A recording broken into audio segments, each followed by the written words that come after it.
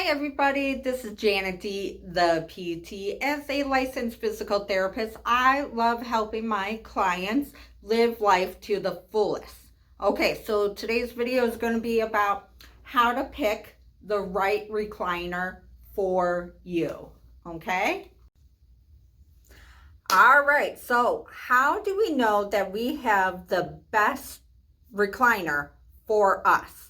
Okay, one, it is always better to try out the recliner to make sure that it fits the person who's going to be sitting in it. Okay, now sometimes, good intentions, we buy an oversized recliner. Okay, so for example, here's a nice recliner.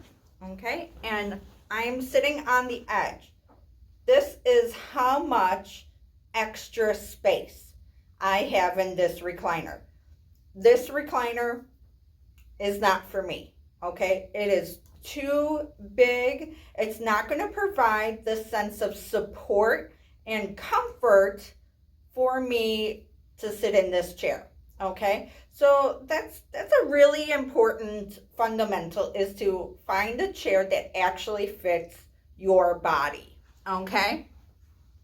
Now, it's not like you want it to be super snug, but I mean, you want an inch or two on either side of you. So then that way, yeah, you do have some space to roll around, but you still have the support of the chair.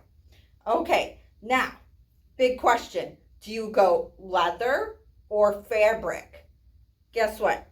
Go based off of your, again, comfort, okay? This recliner is like a suede, so it's an in-between.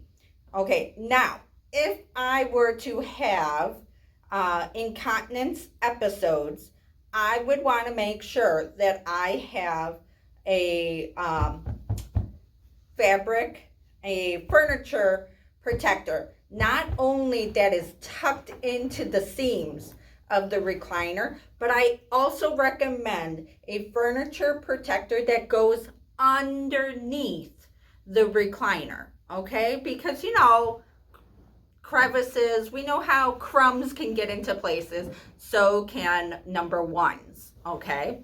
And so any way that we can protect the investment, I know that recliners are not cheap, okay? So think of it as an investment, and you want to protect what you have, right? Okay, so another question I get about for recliners is, hey, do I need all the bells and whistles of a massage chair or something that heats up and all that kind of stuff? Guess what? No, you don't need that, okay? Because when we start adding in heat and massage, okay, guess what? It's not necessarily going to fit where, every person would need it. So it just becomes one of those bells and whistles things that don't actually help us. Okay, so just making sure that we also get an electric recliner versus a manual. Just because we can manually do the recliner with the lever, or the ones where you have to like push back, just because we can do it at the moment that we're buying the recliner doesn't necessarily mean that you will be able to use that chair in 5 years. Okay, so as a physical therapist, when I see somebody, I have to think about what shape is this person going to be in 5-10 years down the line. Okay, and I want you to have a great investment piece that's going to work for you, through a longer period of time. All right, so let's see. We covered fabric, size, bells and whistles.